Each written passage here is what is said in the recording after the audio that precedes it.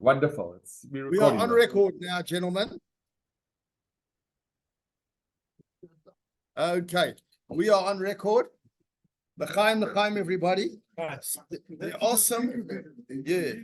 Okay, and we'll do a 2-minute contextual situation. Who wasn't here recently? I'm just me. sorry. You were here last week. No, last week. Sorry. We were by Benji last week. So first of all, a very big shkoyach to Effie and Benji for hosting us the last week. Welcome back, Mark. And then just a welcome back to Michael, and then l'chaim for the yortzeit. Benji, you have yortzeit today, is that right? Huh? Yeah, today Shoshan Purim for your mom. Yeah. Today's Michael's official Michael's birthday. Michael's birthday. And Mark's birthday. L'chaim for the birthday. Happy 64th birthday. Wow. And we share. Happy birthday, Mark. Thank you, man. Happy birthday. I normally phone you.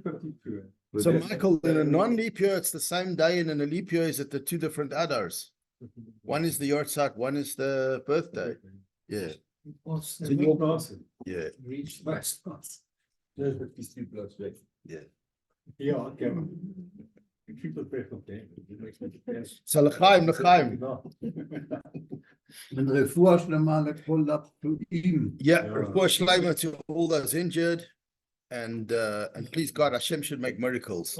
Just like Him, just like He made us the Purim miracles, we should have regular Purim, Shushan Purim, and a Purim for nowadays. We can fast from 8 to 5 for 3 days like the Muslims. Maybe things will get better. We can have a Gaza Purim, we can have a South Africa Purim, wherever they are. People able to eat it, not? Yeah.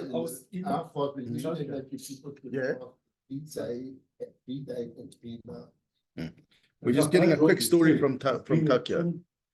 Yeah. And so the way I'm saying it, he said like this place, he said there must be 25 years because he doesn't live with Schwarzers, he doesn't live with Muslims. Can't hear you.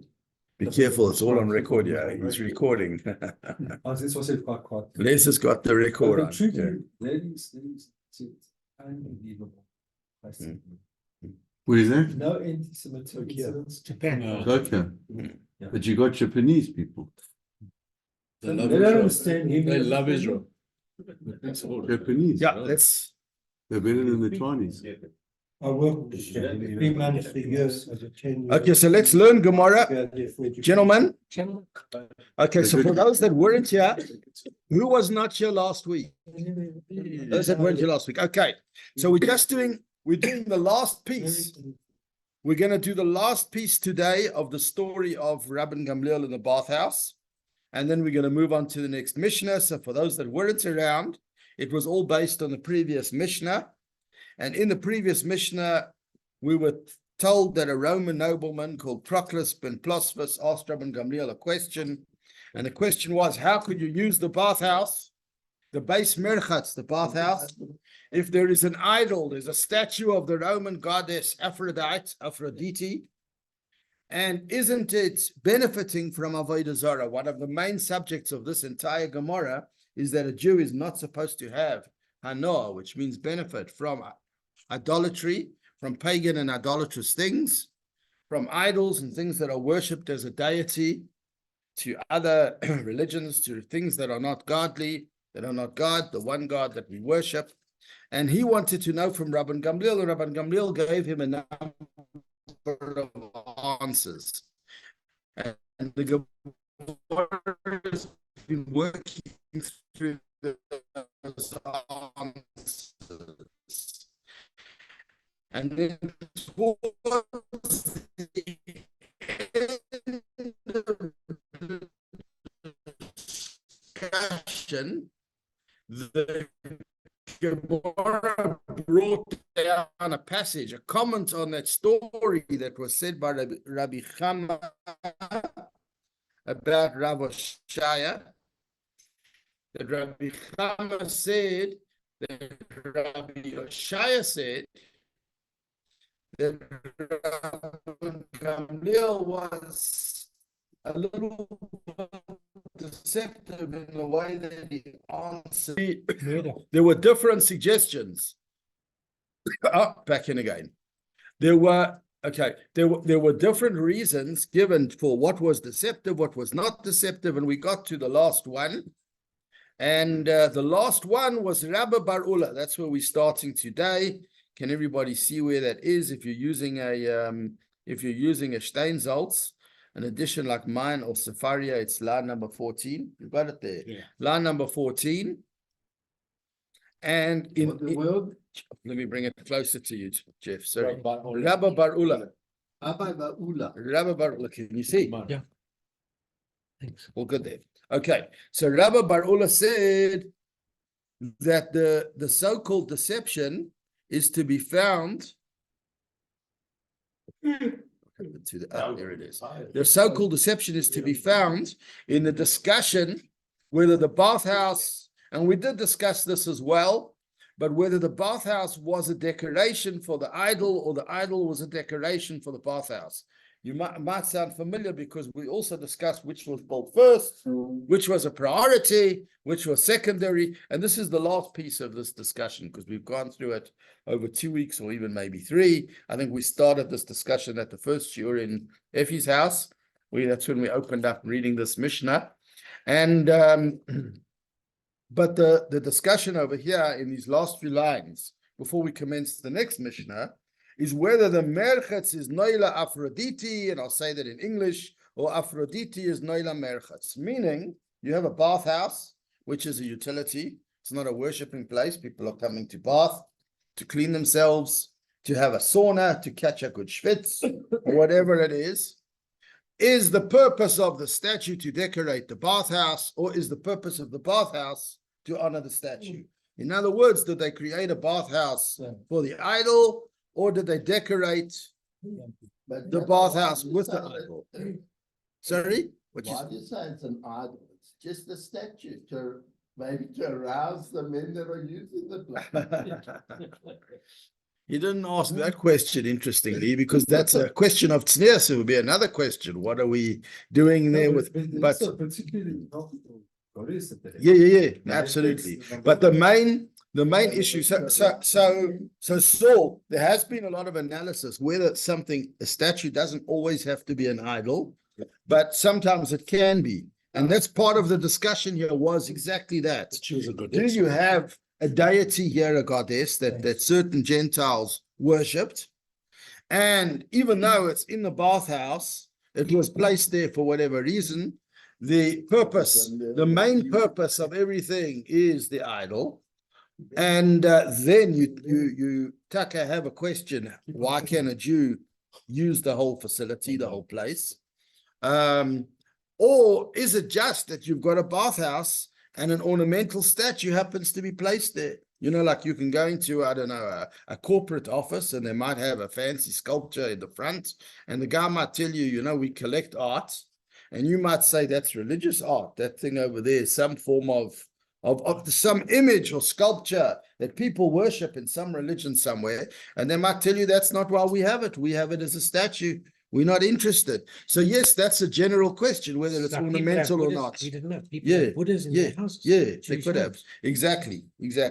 Now, they shouldn't have it, but what we're getting out of this Gemora is that if the idolatrous status of the statue has been revoked by the idolaters themselves, then it could be that then it's okay. But here the question of the Roman nobleman was that the way he understood it, that the statue was Avodah Zarah, and he was concerned that a Jewish sage could bathe here in the presence of this thing. And is it a problem? Sorry? They were interested. It wasn't upsetting. A lot of these people, even though they were secular, they were into the philosophy. They wanted to understand. I don't think the Gemara is suggesting that he was upset. It's not his religion to be upset about, but people are curious. He wants to know. I know that your religion says that you should not be in the presence of such a statue. And you should not benefit from avodah zarah. So what are you doing there? And Rabban Gamliel gave him a whole bunch of reasons which the Gemara had unpacked. The last one over here is the thing where Rabban Gamliel says to him, you have to understand, the statue decorates the bathhouse. The bathhouse doesn't decorate the statue. In other words, it's an ornament. And it came second. Now, according to Rabbi Bar Ula, in this Gemara, Rabbi Bar Ula says, Genuv Samehacha, meaning this was deceptive. And the reason it was deceptive is because it wouldn't be relevant halachically whether the statue decorated the bathhouse or vice versa, according to one way of thinking. Obviously, the Gemara is going to present another. Rabbi Bar Ula Omar, Rabbi Bar Ula taught Genuv Samehacha, the deceptive message, the deceptive expression in Rabban Gamliel's answer to Proclus is to be found in this concept. The Ka'amalei that he turned to him, that he said to him, nobody came here and said, let's make a bathhouse to decorate and honor this goddess statue of Aphrodite. Elo, the other way around, they made the statue as a decoration for the bathhouse. So it's not really idolatry, it's a decoration for the bathhouse. So this, according to Rabbi Bar Ula, was deceptive. What was deceptive about it? What Rabbi Bar Ula is saying is what was deceptive is that technically it shouldn't make a difference. If somebody said, let's make a decoration of a bathhouse for the statue of the goddess Aphrodite, what would the problem be? V'hatanya, we learned in a brayso, somebody says, this temple, this home is dedicated to idolatry, to avodah zarah, or this cup is dedicated to idolatry. Lo yamar klum, it's as if he said nothing at all. She'ain hegdish la'avodas kechavim, because there's no law of consecration when it comes to idolatry. It's number 2. So there's no law of consecration when it comes to avodah zarah, meaning the following. When we learn about the laws of Hegdish, when it comes to Kedusha or consecration, and certainly in the time of the temple, and shouldn't do it now, but if a person, even by verbal declaration, consecrated something to the temple treasury or to Hegdish, then it suddenly developed a whole new status and you couldn't use it. If somebody lifted up a glass or a whiskey or anything or money or an animal and he said, this is dedicated, they made a verbal declaration saying, this is dedicated to the temple treasury, then the thing that was dedicated was bound by that verbal declaration. And if it was then used afterwards in a common way, not used for the temple treasury, that would be misappropriation of Hegdish, a special thing called Me'ilah. The person who did it would be responsible, would be chayav, would be liable for an aveira, a sin called Me'ilah, misuse or misappropriation of something holy. And mere verbal declaration, even if you didn't carry it to the temple and hand it to the kohen and say, yeah, I'm giving you this, but just stood at home and said that this thing is consecrated, or that's consecrated, or that animal, your verbal declaration would bind that particular asset or item or whatever it was to Hegdish, and people wouldn't be able to use it. So some people, sorry? Yeah, there were special laws about it, because now it becomes holy. It's like it belongs to the temple, and you have to give it to the kohen, and there's laws about what he can do with it. Sometimes if it's an animal, it would be used for a sacrifice. If it's money, it could be used to finance whatever they needed for the temple. But all the laws of consecrated goods would apply. Why? Because you made a declaration. Did you do anything else? No. The chidush here, the novelty is that there was no action. It's a verbal declaration. There's no document. There's no agreement. There's no action. It's just a verbal declaration. So what the Gemora is saying, some people might have thought that if you can consecrate something holy by verbal declaration, you can also consecrate the opposite, something idolatrous, by verbal declaration. In other words, if an idolater, a goy, would say that this is hereby dedicated to such and such an idol, or to such and such a deity or form of worship, maybe that also would be a dedication to idolatry. And therefore, a Jew would no longer be able to have hana, would no longer be able to derive benefit from it, because although nobody ever worshipped it, although nobody ever did anything to make it an idol, they made a verbal declaration. So there might be a havamina. A havamina means a presumption, assumption or presumption, that you can extrapolate the same rule that applies to holy things to the opposite, to unholy things. That if somebody can verbally consecrate something as holy to the temple, they can verbally cause something to be bound by idolatrous laws or the laws of a particular deity, and therefore it becomes a isur hana, a prohibition that a Jew can't benefit. But we learned in a brisa that you cannot do that with avodah zarah. But Tanya, we learned in a brisa, if somebody merely says, this house is going to be a temple, no action, just a verbal declaration, or this cup is going to be dedicated for idolatrous purposes. Lai amar klum. Verbal declarations are invalid. There's no hegdish la'avodas kechavim. There's no verbal consecration when it comes to idol worship. If the guy actually goes and creates an idol, he's a sculptor, and he says, you know why I'm sculpting this? Because I'm making this to serve. I'm making this for my idolatrous practice. I'm making this for my pagan temple. If there's action involved, that's when he turns it into avodah zarah. If he actually worships it, that's when he turns it into avodah zarah. If he buys a statue in a shop, which initially was neutral, nobody made it, and then he starts praying to it or doing certain rituals, his actions of worshipping it, or his actions in making it, or even if he gives it a fresh coat of paint, or whatever it is, an action will cause it to be dedicated to idolatry. But the chiddush, the pointer that's being made here, is a mere verbal declaration will not cause it to be avodah zarah. It's not the same as when a Jew consecrates something to English. Therefore, when Rabban Gamliel said to this particular, how would you call it, to this particular nobleman, did they put the statue here for the bathhouse, or did they put the bathhouse here for the statue? Essentially, it shouldn't have made a difference. Because even if a non-Jew made a verbal declaration, I bought an ornament called a statue of the goddess, the Roman goddess Aphrodite, and I want to declare that this is now going to be a decoration for the bathhouse, or it's going to be a type of avodah zarah. According to that brisa, the declaration is irrelevant. There's no relevance to a verbal declaration about avodah zarah.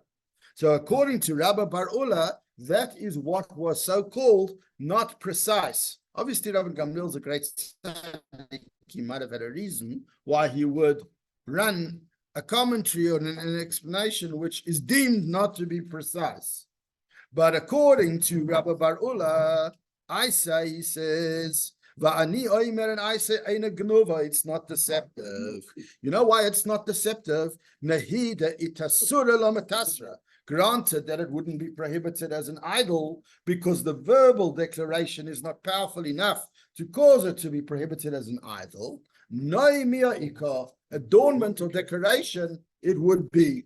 In other words, the point that he's making over here is that granted, according to the brisa, the verbal declaration of the Gentile cannot cause a neutral item to become avodah zarah if he didn't serve it, or he didn't knock a nail or do something in terms of action. So it wouldn't be avodah zarah by his verbal declaration, and therefore it wouldn't be a problem for a Jew to have hana'ah from it, because nobody made it into avodah zarah. But you know what? Noi, or decoration, is an accessory to avodah zarah. In other words, when you look at the laws, hilchas avodah zarah, and it says that a Jew should not benefit from idolatry. What should we not benefit from? The thing itself, the idol itself, and any adornment or decorations, accessories are also forbidden. So if you've got a statue that has been designated in terms of a particular type of religion as an idol, whatever it might be, they've designated a statue as an idol. It now is confirmed as a deity. There is a Isur Hano, there's a prohibition for Jews regarding the idol itself. You know, if it's made of sterling silver and you buy it, you can't grind it and melt it down and use the material because you have a prohibition of benefiting from it. But you know what else you prohibited? To benefit from its decorations. If somebody came to that idol and said, you know, I've got a nice necklace, I want to put it on the idol to make it beautiful. I've got a nice item of clothing. I've got a candle that I want to put next to it. Any decorations that decorate Avodah Zarah, they may not be as stringent halachically as the Avodah Zarah itself, but they are accessories. They are valid accessories of Avodah Zarah, and therefore the prohibition of a Jew to benefit from it would extend to the decorations and the accessories. So Rabbi Barula says this was the meaning of what Rabban Gamliel said to this nobleman that we're trying to weigh up over here, that the bathhouse was decorated by the statue, not the statue decorated the bathhouse. What he meant was that even if somebody declared that you've got a statue here and the bathhouse is a decoration to the statue, because the statue is Avodah Zarah, what would then happen if the whole system there is Avodah Zarah? Even if it's all a verbal declaration, it still could be an accessory to Avodah Zarah. And if it's an accessory to Avodah Zarah, it would be prohibited. So that's why Rabban Gamliel wanted to explain that he wanted to defend his position and say that this is a bathhouse. That was number one. I can use it. That some people chose to put in a statue, that came afterwards. That was a decoration for the bathhouse, not that the bathhouse became a decoration for the statue. If the statue was Avodah Zarah, that somebody said, you know, I've got good contacts at some temple, and I managed to buy from the temple an idol, a real idol that they had in the temple, and now I'm bringing the idol to the bathhouse so people can pray to it or benefit it while they're bathing. Then the bathhouse could become an accessory to the idol. Once the bathhouse is an accessory to the idol, then yes, then a Jew may not be able to benefit from that bathhouse. And then the Roman nobleman's question would be valid. What is the rabbi doing using the bathhouse if the bathhouse is a secondary accessory to the idol, which is actual Avodah Zarah? The bathhouse then is the accessory. The accessory is also asur, prohibited. What is he doing there? So he explained, therefore, when he answered, as Rabbi Bacher said, he explained, he said, it's not a decoration for the statue. If anything, it's the other way around. The statue was a decoration for the bathhouse. Pass the next law. They're gonna say- Where is this house there? I've never been a bath must be the whiskey first, then the coke. Sorry. I've never been a bath house and But meaning that, you know, like you would build for a deity, like a big courtyard, etc. You know, you could have like a big panorama. So so it could be a decoration. Like you might have the idol on the podium, and you've got like a big open, what do they call it, square, or entrance or lobby. So yeah, temples could be built that way. So that brings us to the conclusion, to the end of that Mishnah and all of the Gemoras in it, which talk about Rabban Gamliel explaining to the Roman nobleman why it was okay for him to use that bathhouse despite the presence of the statue of Aphrodite in it. The next Mishnah that will start today, because we have a few minutes, and then Those are milky, eh? we will unpack. Yeah, Those are all milky. we will unpack it a bit more next time. Milchik chips, if anybody had a Blashik supper, or if they are, I think the Cholav Yisrael people. Not as good as a cheeseburger. Okay, sorry? 45A, we've just come on to 45A. Mark, not as good as a cheeseburger.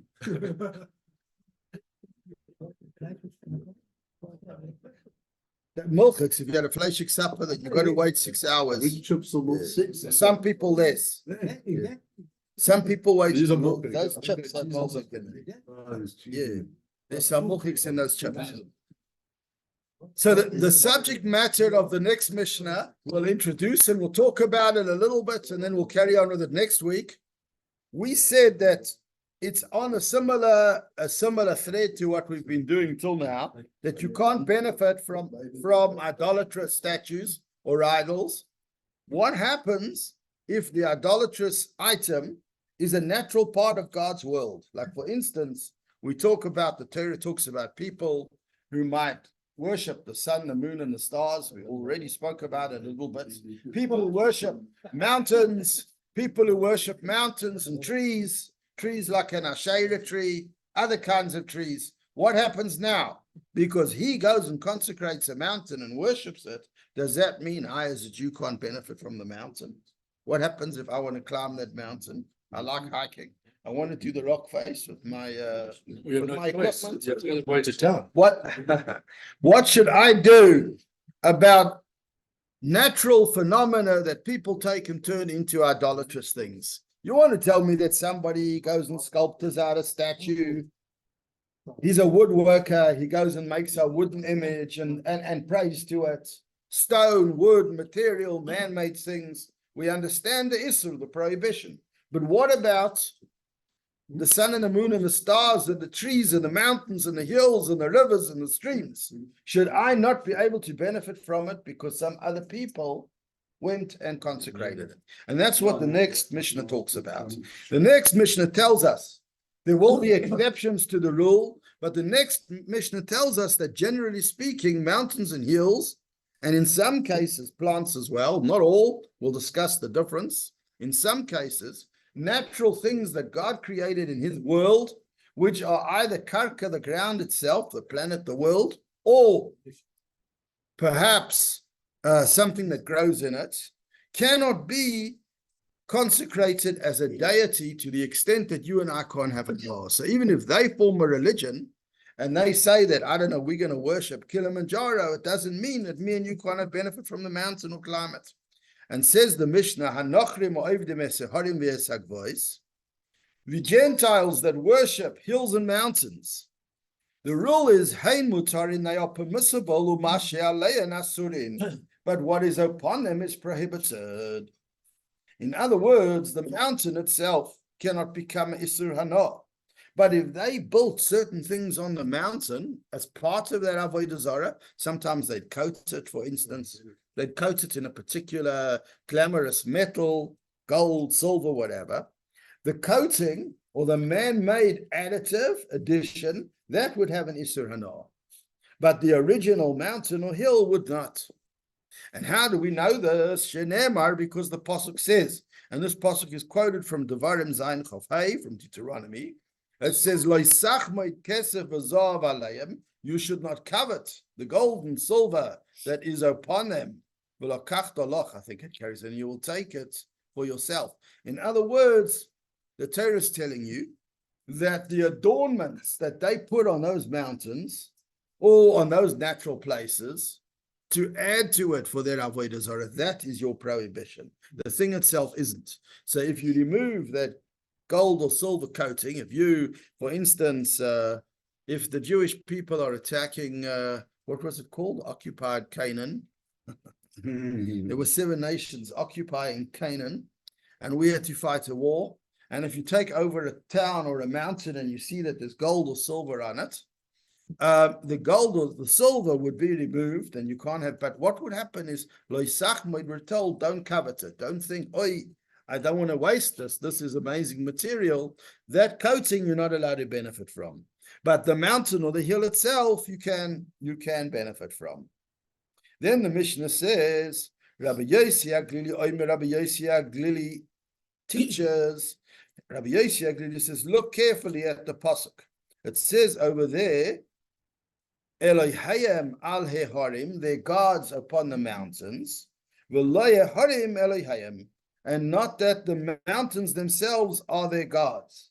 Elohayim al hagvois, their gods upon the hills, v'loyehagvois Elohayim, and not the hills that become their gods. In other words, says Rabbi Yossi Aglili, that if you look at the verse, it says Aleharim haramim, upon the high mountains, v'alagvois, and upon the hills. You can see in the language of the verse, you can see in the language of the pasuk that the Torah is telling you that your worry is what they put on the mountain. Your worry is not the mountain itself. That even if they do designate the mountain as Avodah Zarah, they don't have the power to take your benefit away from that mountain. That's God's mountain. Yeah, right. They can worship it as Avodah Zarah. You'd have an obligation. You'd be liable if you joined them in their worship. That's a problem. But they don't have, they can't tell you can't tan because I decided to serve the sun. So now you can't benefit from the sun's rays. No more tanning. It's God's sun. It's God's mountain. It's God's hill. They can't turn it into a deity in such a way that you can't benefit. But the expression Al Harem, upon the mountains, is the Torah teaching you that what they add, what they install in cars, what do they call it? The aftermarket stuff. Whatever they add to that mountain and that hill, the additions, that is a problem. That is, and Rabbi Yeshua explains it here. So the Mishnah asks a question: if we're saying that all of these natural things that Hashem makes cannot be consecrated as deities by Gentiles to such an extent that you can't benefit from it, what about the Asherah trees? There was a certain kind of tree called an Asherah, which was a tree that they worshipped. And we're told those are prohibited and those have to be taken down. They have to be destroyed. So why should you destroy the Asherah tree? Shouldn't it be in the same category? We call it mechubal akarka, like something that is connected to the ground and Hashem himself put it there. Why must that be? Why would an Asherah be prohibited? Why does it not fall in the same category as the mountains and the hills? So the Mishnah says, because it has the participation of a person's physical human involvement. Anything that has human involvement, there's a human contribution, asur is prohibited. In other words, there's different trees. If it's a tree that naturally grew and they came along and designated it Avodah Zarah, that tree they wouldn't be able to prohibit you from having benefit from it. But if they planted the tree for Avodah Zarah, if they actually were involved they took a shoot or whatever it was, and they were involved in that tree and how it grew, there was a human involvement in a tree, which is generally the difference between a tree and a mountain, because most mountains are not created by humans, but trees can be and are. So if it's a tree that had human involvement, an Asherah tree, that's why it has to be destroyed, because they made it, or even if they didn't completely make it, there was a tfisas yedei adam, there was some level of human involvement. And then the Mishnah says, Omar Rabbi Akiva said, Ani oibin v'adain lefanecha. I'll clarify and confirm all of this before you. Kol makom shata meitze harga v'ya v'giva nasa v'eitzeranon. You should know that any place you find a high mountain, or an elevated hill, or a leafy tree, you should know that there is Avodah Zarah there. And he was obviously talking about in that time and age, that he wanted to say, and the Gemora will unpack it and explain what the additional teachings here by knowing this. But Rabbi Akiva said that when you see high mountains, in the time of Canaan, when those nations lived there, when you see high mountains and high hills and very leafy trees, you should know immediately that the deities, that their religions are busy worshipping there. And the Gemara will explain what that means, what the repercussions of that are for me and you in terms of relating to that mountain, that hill, or that tree. And that will come out in the Gemara. So we'll stop over there. Wasn't it Baal or something? Was a proper mountains or something? They moved from one to another. They moved from one to another. But he was also man-made. It wasn't a natural thing. Exactly. Because if they took, let's say, a rock face with an image, let's say a rock face had some form of image. Presidents in the States. Well, those but people sculpted over there. So that could start to be a problem because they actually sculpted. Although like if the they man of add, Moon kind of but if some religion took a rock face that they didn't add anything to, or maybe they added a coating or whatever, but they said this is now going to be our idol, that would not prohibit you and I, because they don't have a mandate to consecrate a rock face or some kind of natural thing. into a deity. It's their deity. It doesn't make it prohibited. So like.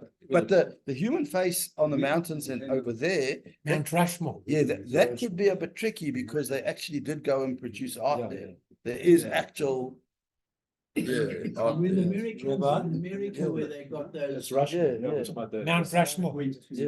But it's like the. Visit that park, would you look at that then or what? No, because it's not Avodah Zarah. That wasn't done as a deity. But if they made those images to serve as Avodah Zarah, that could actually be a problem. Yeah, Rabbi, yeah. when we do Kiddush Levana, Hmm.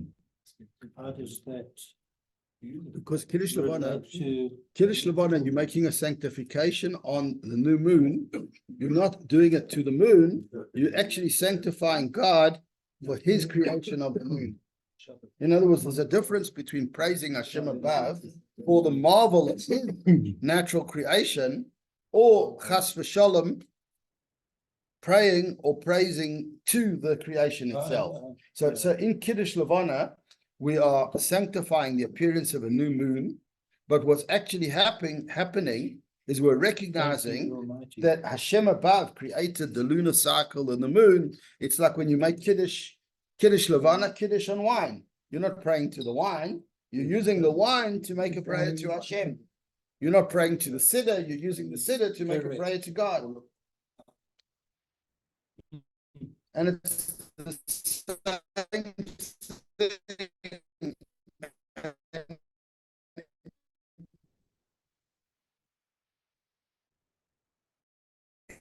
Any of